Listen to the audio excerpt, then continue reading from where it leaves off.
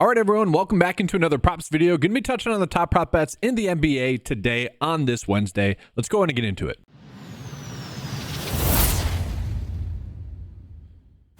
But first, just a quick recap from yesterday. So yesterday's bets of the day go 4 for 6 on the day. PrizePicks goes 2 for 4 in general. So depending on kind of what you guys are allowed to do on Taco Tuesday, either you had a little bit of a profit or you went 3 for 5 with your bet slip. Again, that really just depends on how much PrizePicks is allocating to you guys.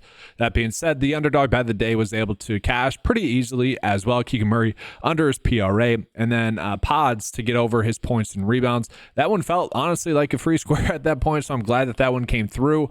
The issue is that I know they pulled his prop line, and I don't think PrizePicks ever even gave us that prop line. That's kind of the annoying part about giving NBA props content is we don't always get the prop lines that we want for that slate, and that might happen today because we do want to be on Pods again today because Curry is going to be out again. Now Andrew Wiggins is going to be active in this game, and that's actually where we could start with looking at the bets for today. But I want to start actually one other spot. Let's just talk about the best bets that we currently have in general. So I know a lot of people are coming here for PrizePicks or underdog content, but I want to call this out to anyone that maybe is just dropping in here for traditional sports books, NBA bets as well. I added in the NBA props cheat sheet for traditional sports books, so you guys can see where you're getting expected value on a lot of bets here. And so we can see right now we are getting several of good expected bets or expected value on these bets, which is pretty awesome. And these are never going to be like huge edges, but this is operating the exact same way that the PrizePicks and Underdog cheat sheets are working. So we're taking the average sportsbook line right here with the juice taken out of those lines. So we're getting the true odds and then comparing it against, let's say, FanDuel here and their lines with the juice still in those lines. So we should never be gaining an edge. Right now we are for Dennis Schroeder to get over 3.5 rebounds. That's a decent bet. We got SGA, LeBron points, Siakam, Evan. We got a bunch of good ones. Like that should never be happening. So I did want to start with that. That's how I'm going to be starting these videos out typically, whether it be expected value on traditional books or expected value on PrizePicks and Underdog. And so looking at PrizePicks right now, we are getting some, mostly in the fantasy score realm. We're getting a slight prop line difference for Tatum with his points. We're getting Grant Williams with his line to be slightly off as well. So interesting there. But I did want to start out with Andrew Wiggins. So Andrew Wiggins is expected to be back today after sitting on the front end of a back-to-back. Looking at the line that we're getting on him, he has a 51% chance to get over his points, and I think the points prop line is going to be what we want to look at. Now, if we look at his per 36 production with Curry off the court this year, like it's a small sample size, but he easily crushes the over. If we get it last year with, let's say, Klay Thompson, CP3, and Curry off the court, all those guys off the court, he still does average this over. Looking at that sample, he averages 18.7 points and 6.1 rebounds. So really the rebounds and also the points would be better bets to go with there. But because we're not really getting great odds here on Underdog, I wouldn't say that we need to go there, but it is a bet that I like.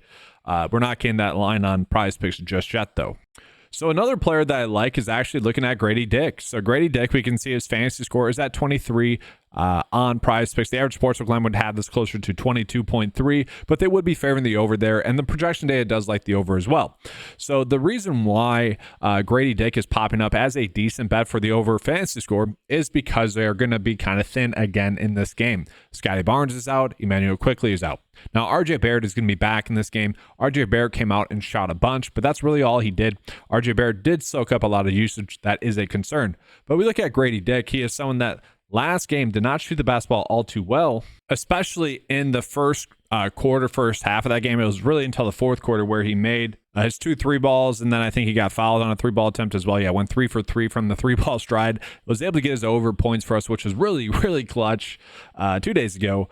But he is someone that does see a bigger workload with Quickley and with Scotty Barnes off the court. You look at his per 36 production, and I don't know if we can equate for that, because last game he played 37 minutes, but that game went to OT, and he did get some run there. So, not the best sample, but looking at his per 36 production, it is, again, extremely small sample size, so don't really count this, but it's like over 30 points per 36. Again, I don't like terribly small sample size. What I really want to refer to is his usage. His usage goes up by 7% to 25% total, with those players off the court. And so when I look at a stat like usage like that, that tells me that he should be able to get, maybe a couple of assists. As long as the shot's dropping, he should be able to get his over fantasy score. And so when the data is telling us to bet the over here, I'm happy to do that. I'm happy to get behind that. And so that's probably going to be one of my favorite bets right now. We got some other bets that are popping up. I'm kind of okay with them. Aaron Naismith to get under his fantasy score. That's okay. Derek White to get under his fantasy score. That's okay. I like these ones. I will be betting these ones, but I want to talk about some of the other ones that kind of are standing out to me. And that's going to be one that's popping up right here. Jeremy Sochan, the cover boy from 2 slates ago, really crushed his over in that game as well. He is someone that, again, you look at the per 36 production, he is someone that typically crushes this. So, averages 10 rebounds per 36, averages 21 points per 36, 3 assists, 26% usage rate, 38 fantasy points per 36. And that's with Devin Vassell off the court. That's the biggest difference maker for him. And so really across the board, I like all the prop bets that we're getting on him. If you want to do points and rebounds, you could. But that's one higher when you collect it like that, when you put or combine both of them together. The projection data doesn't like the over. I'm saying projection data is wrong here. I like the over 4 points or rebounds, whichever one you like the most. Given the fact that Vegas is kind of telling us to bet the rebounds here, let's just do rebounds, over 7.5 rebounds instead of points, although both should be good edges for us. And so from there, I want to continue to scroll to see if there are any other bets that I agree with that are popping up. I mean, I could potentially get behind Davion Mitchell to get over 7.5 rebounds and assists. He should be in for a bigger workload. His per 36 production would suggest that as well, but don't exactly need to target that one. Sheed as well.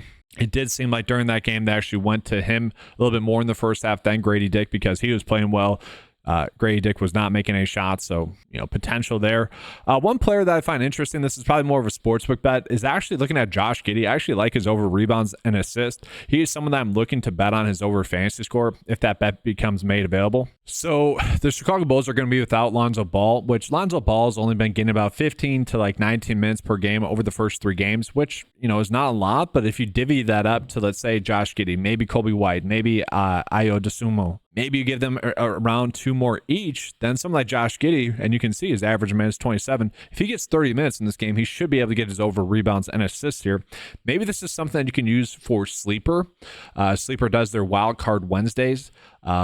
And typically speaking, their lines are adjusting, so you typically can't really get good EV bets on Sleeper. This is one where I don't mind it, where it's going to pay out over 1x for you. And the reason why I like this is you look at his stats, he averages 19.1 points per 36. Again, not going to get 36 minutes, but worthwhile to call that out. 9.9 rebounds, 7.7 assists per 36. So let's just say you take out, two out of the 18 or so there, you still have 16. He should be able to get this over, even in a matchup against Orlando, who's a little bit better defensively. So that's one that I like.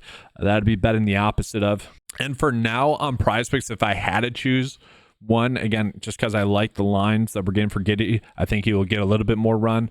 Actually over 12.5 points, but again, I'm probably looking at his over fantasy score. Now, if the 9-to-5 PrizePicks cheat sheet or Underdog cheat sheet is telling us not to do that, it might stay away from it. But for now, this is the one I want to go with. Another bet that I really like, just in general, is looking at Ochai Agbaji to get over his PRA, or in this case, because it's slightly better, his over PRA, his over fantasy score. Both should be good.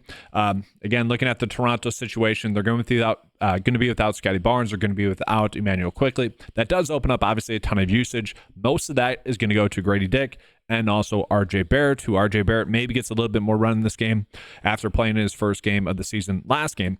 But Agbaji has been someone that has played well. He gets a 5% bump in usage with those players off the court, which is the second most on the team. He averages 33.5 fantasy points per 36 as well with all those players off the court.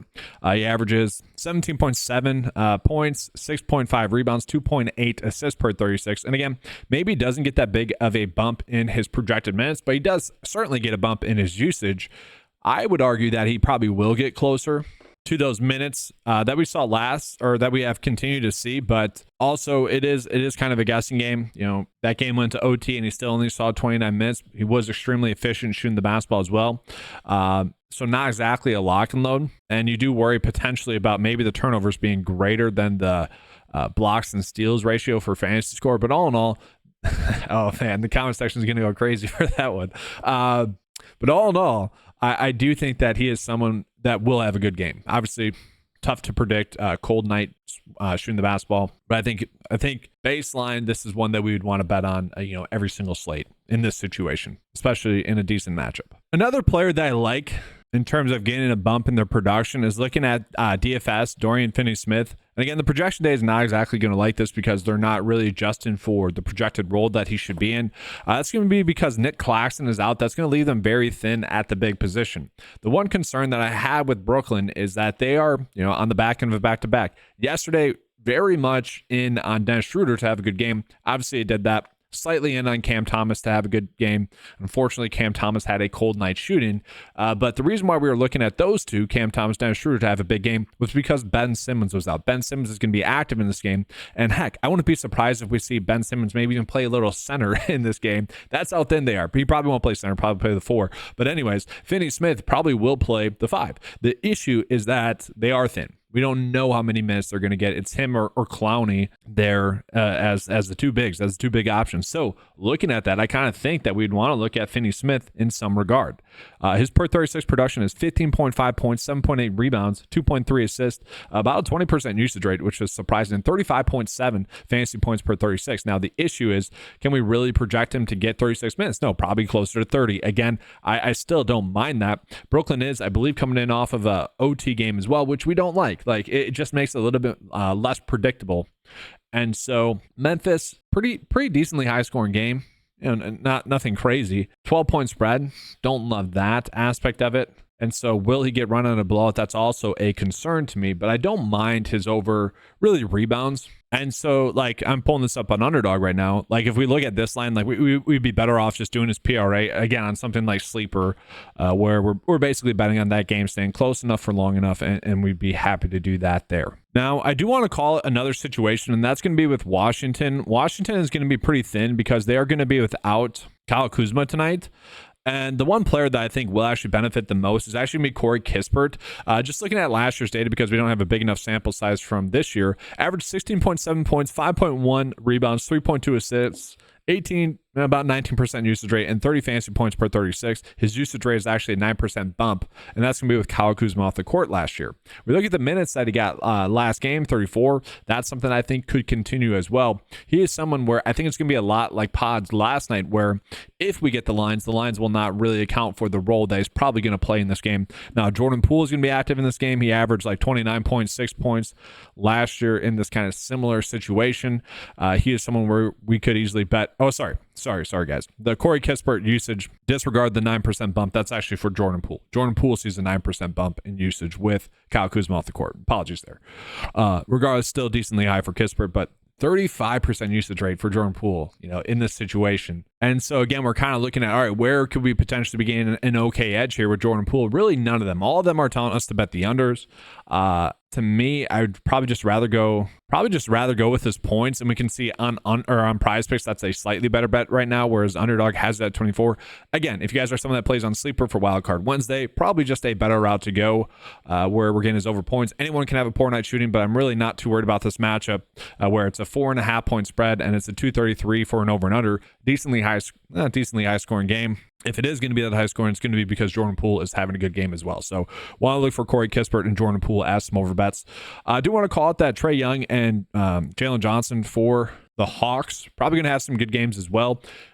Honestly, if you just want to do a little game stack, if we get the Kispert one where we're doing like Trae Young, I don't know, probably over assists, Jalen Johnson probably over points, and then doing Kispert over probably PRA, and then Poole over points. I'm kind of happy to do that if that becomes made available. And so again, just real quickly looking at some of the top prop bets that are currently popping up, I'm happy to include these bets. Derek White, under fantasy score. He's been someone that's been playing well, maybe just due to have a poor game. You got Aaron Naismith to get under his fantasy score. Data really likes that under there, but that's at about 19.6, whereas PrizePicks has his line at 18.5, so not massive. Like Derek White, a little bit better there. And so with that, guys, let's go ahead and jump on into the 9-to-5 bet of the day for both sites. But just to remind you guys, if you guys want access to any of the tools that you just saw in this video, head on over to 9to5sports.com. Get access to those tools for just $10 a month. But when you use the promo code KEEPCASH, get your first month off, or get your first month for 20% off, and you have that first month for just $8 a month. And so let's take a peek at this was my first bet for the day. If you guys like any of these ones, kind of just recapping the bets that I called out to you guys. Now, the board has been updating throughout this video. typically my research takes about an hour and then takes about like 30 minutes to film this. And so it's a big process. So lines will be updating each time. So this is what I was looking at. And this is what I'm currently looking at. So I do like Grady Dick to get his over fantasy score, Jeremy Sochan to get over 7.5 rebounds. Probably someone we could look at for over fantasy score, honestly. Josh Giddey, I still like to get over his 12.5 points. Again, I want to bet on his over fantasy score most likely. I just don't think they're going to truly account for his role. And that's really what we're looking at here. Agbaji, do worry about the potential for him to have a poor night shooting. Again, been extremely efficient lately. That's a slight concern. Been shooting about 50%. That number comes down a little bit. Might be a little bit tight of a line. And that's to be said about the two bets that are popping up on the 9-to-5 PrizePicks cheat sheet in terms of under fantasy score for Derek White and Aaron Naismith. Again, just kind of looking at yesterday with Braden Pods or even Jeremy Sochan like 2 nights ago, we knew that we were most likely getting an edge there where, if everything went correctly, those two would most likely really crush their overs. That's not exactly going to be the case with these two. Like the day is telling us to slightly favor the under. I think that's going to be the case. Like these will be 2 sweats. We just need the sweats to go our way. And so again, guys, the underdog cheat sheet and PrizePicks cheat sheet will be populating throughout the day with good bets that we should be targeting.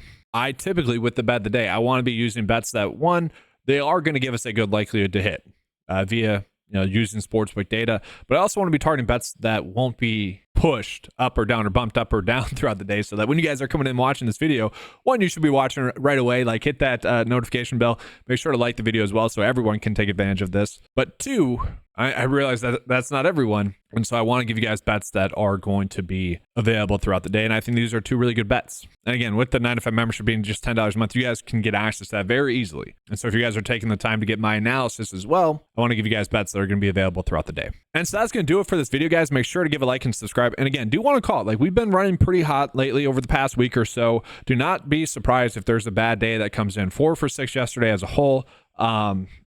Yesterday, 21 for 24, or 2 days ago, 21 for 24. Riding kind of hot right now, so don't be surprised if there's a bad game. I always like to have that caveat. Do not overextend your bankroll just because there's a little bit of a hot streak going on right now. Stick to the same script. Stick to your same plan. All right, guys, thanks for watching. Good luck. And as always, let's keep cashing.